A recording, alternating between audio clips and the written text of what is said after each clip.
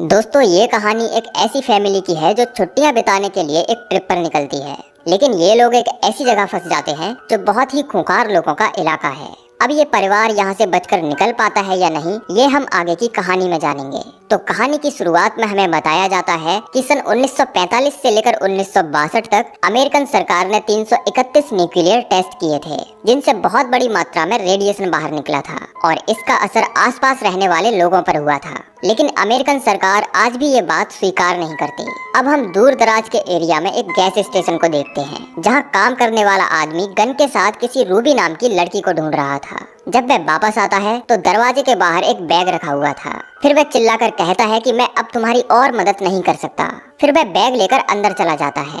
Bag के अंदर couple की तस्वीर, कुछ ज्वेलरी, एक सेल फोन और ह्यूमन बॉडी का कटा हुआ पार्ट होता है। तभी गैस स्टेशन पर एक कार रुकती है, जिसमें बॉब और इथेल अपनी 25वीं सालगिरह मनाने के लिए सैन डिएगो जा रहे हैं। इस ट्रिप पर इनके साथ लिन, ब्रेंडा और बॉबी भी हैं। लिन इनकी सबसे बड़ी बेटी है और उसके हस्बैंड का नाम डग है। ट्रेलर में ब्यूटी और बीस्ट नाम के 2 जर्मन शेफर्ड डॉग भी थे। अब बॉब जब कार में तेल डलवा रहा था, तभी वह आदमी पूछता है कि तुम लोग कहाँ जा रहे हो? इस रास्ते पर तो कम ही टूरिस्ट आते हैं। ईथन कहती है कि हम रेगिस्तान को देखते हुए सैन डिएगो जा रहे हैं। ये बूढ़ा आदमी कहता है कि रेगिस्तान में देखने लायक कुछ भी नहीं है। हालांकि इथेल और बॉब उसकी बातों पर ज्यादा ध्यान नहीं देते। उसी समय कोई उनकी कार में रखी जैकेट को चुरा लेता है। फिर एक डॉग भौंकते हुए स्टेशन के अंदर चला जाता है, जिसे वापस लाने के लिए लिन उसके पीछे जाती है।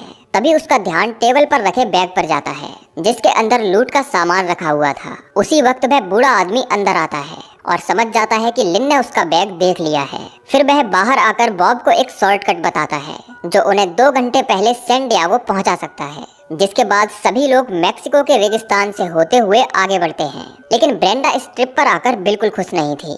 वहीं डग और बॉबी का गर्मी से बुरा हाल था और वो दोनों ट्रेलर के एसी को ठीक करने में लगे थे। तभी इथेल देखती है कि मैप में इस रास्ते के बारे में कोई जानकारी नहीं है। फिर अचानक सड़क से नुकीली कीलें बाहर निकलती हैं और कार के चारों टायर्स फटते ही वह एक बड़े पत्थर से टकरा जाती है।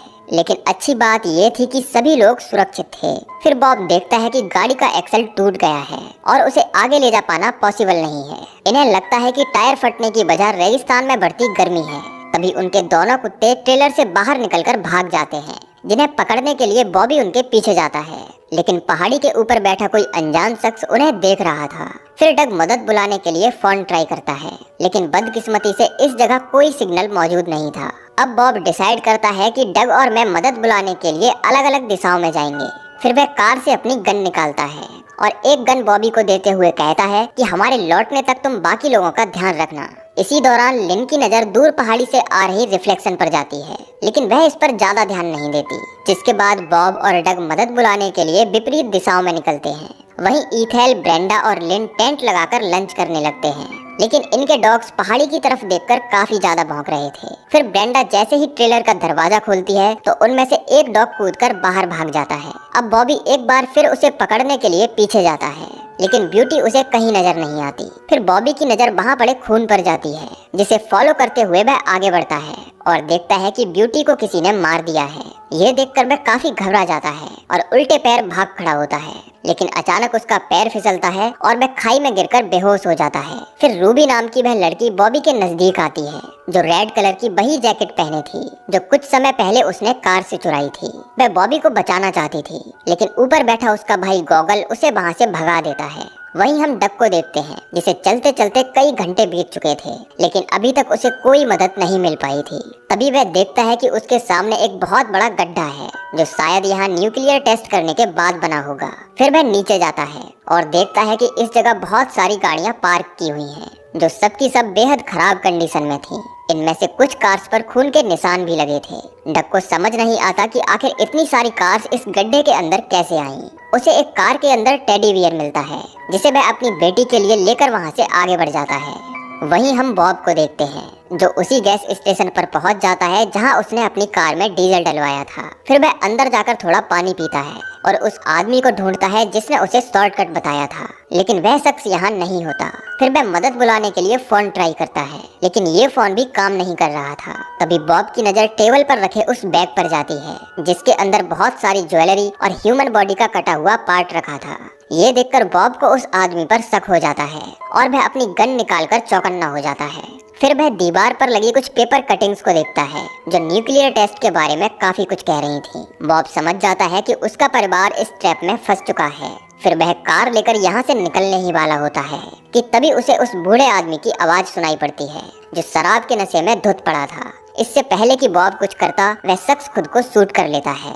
तभी बॉब को कुछ डरावनी आवाज सुनाई देती है और वह फायरिंग करते हुए कार की तरफ बढ़ता है, लेकिन कार में छिपा बैठा शख्स उसे पीट पीट कर बेहोश कर देता है और उसे अपने साथ खदान के अंदर ले जाता है। वहीं हम बॉबी को देखते हैं जो अभी भी बेहोश पड़ा था, लेकिन रूबी अभी भी उसके पास बैठी थी। फिर ब्रेंडा उसे आवाज देते हुए हर जगह तलाश करती है, जिसे नजदीक आता देख रूबी वहां से चली जाती है। अब जब बॉबी को होश आता है तो वह ट्रेलर पर था। ईथल उसके जख्म पर दवाई लगाती है और पूछती है कि आखिर तुम वहां गिरे कैसे, लेकिन बॉबी किसी को कुछ नहीं बताता। तभी उन्हें ट्रेलर के बाहर कुछ हलचल सुनाई पड़ती है, जिसके बाद बॉबी चौकन्ना हो जाता है और सभी लोगों को ट्रेलर में रुकने के लिए कहता है।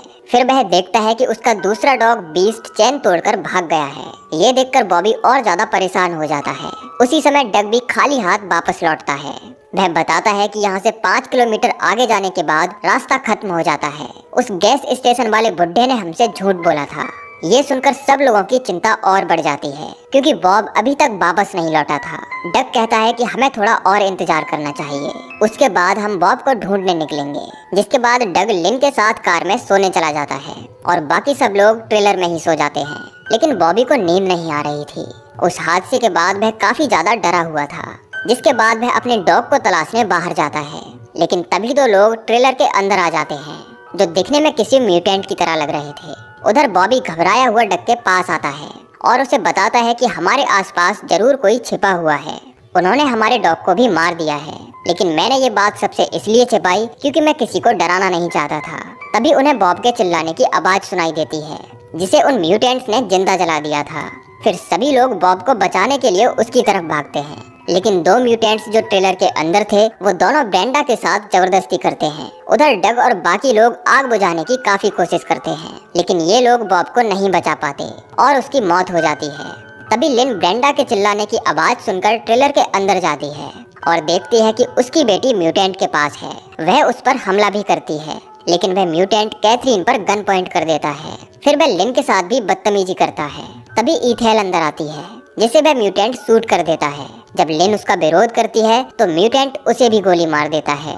फिर गोली चलने की आवाज सुनकर डग और बॉबी ट्रेलर की तरफ दौड़ते हैं। बॉबी उन म्यूटेंट्स पर पीछे से फायर करता है, लेकिन वो दोनों बचकर भाग जाते हैं।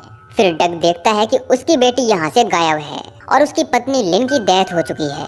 वहीं ईथेल भी गोली लगने के बाद ज्यादा देर तक सरवाइव नहीं कर पाती और वहीं दम तोड़ देती है। अब ट्रेलर पर केवल बॉबी, डग और ब्रेंडा ही बचे थे, जिन्हें समझ नहीं आ रहा था कि अब वो लोग यहाँ से कैसे निकले हैं। तभी एक म्यूटेंट जो शुरू से ही उन पर नजर रखे हुए था, बीस्ट उस पर हमला करके उसकी जान ले लेता है। वहीं ट्रेलर के अंदर बॉबी अपना आपा खो देता है और वह उन म्यूटेंट्स को मारने के लिए बाहर जाने लगता है, लेकिन डग उसे किसी तरह रोक लेता है। तभी उन्हें ट्रेलर के दरवाजे पर किसी तरह की आहट सुनाई देती है। इन्हें लगता है कि म्यूटेंट्स फिर से वापस आ गए हैं, जिसके बाद ये लोग डरते हुए दरवाजा खोलते हैं और देखते हैं कि उनका डॉग बीस्ट वापस आ गया है।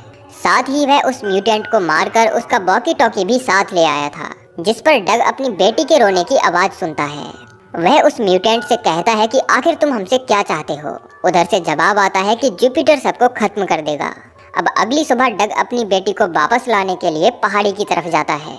बीस्ट भी उसके साथ साथ चल रहा था, जो उसे आगे का रास्ता दिखाता है।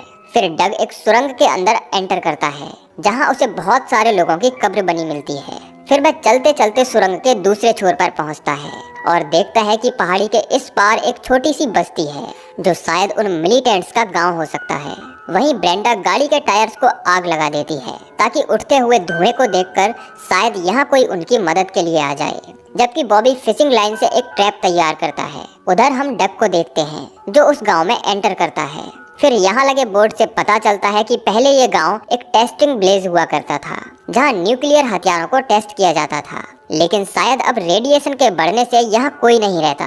तभी उसे एक घर के पीछे चलता हुआ जनरेटर मिलता है। फिर वह विंडो से अंदर झांकता है और देखता है कि उसकी बेटी इसी घर के अंदर है। तभी अचानक उसके नजदीक से एक म्यूटेंट निकलता है, जो एक ह्यूमन बॉडी को अपने साथ लिए जा रहा था। डग उसे देखकर वहाँ खड़ी कार में छिप जाता है। फिर वह बीस्ट को कार में ही लॉक करके बड़ी ही सावधानी के साथ घर के अंदर दाखिल होता है। तभी वह देखता है कि एक महिला घर के अंदर टीवी देख रही है। फिर वह दबे पांव अपनी बेटी को लेकर यहाँ से जाने लगता है, लेकिन उसी वक्त वह महिला डग पर हमला कर देती है और सीन कट हो जाता है। वहीं हम ब्रेंडा और बॉबी को देखते हैं, जो अपनी मॉम और सिस्टर की बॉडी को ट्रेलर से निकालकर कार में रख देते हैं ताकि वह म्यूटेंट्स को अपने जाल में फंसा सकें। उधर डग को जब होश आता है तो वह एक कंटेनर के अंदर बंद था। फिर वह किसी तरह उस बॉक्स से बाहर निकलता है। तभी उसे किसी के गुनगुनाने की आवाज सुनाई देती है। फिर वह देखता है कि एक म्यूटेंट व्हील चेयर पर बैठा हुआ है, जिसका सर एक नॉर्मल इंसान से काफी बड़ा है। डग पूछता है कि बताओ मेरी बेटी कहाँ है। ये म्यूटेंट कहता है कि मुझे नहीं पता, मैं इस घर से कभी बाहर नहीं जाता। वह कहता है कि हमारी ऐसी हालत के लिए तुम लोग ही जिम्मेदार हो। तुमने हमें शहर से निकालकर बाहर कर दिया और हमारे परिवार वालों को मार दिया गया। जब हम लोग यहाँ आकर खदानों में छिप गए तो तुम लोगों ने यहाँ भी बमबारी कर दी और हमारा ये हाल कर दिया। फिर अचानक एक दूसरा म्यूटेंट डग पर हमला करता है, लेकिन डग बचकर भागने की कोशिश करता है। उसी वक्त बीस्ट कार से बाहर निकलकर उस म्यूटेंट पर हमला कर देता है।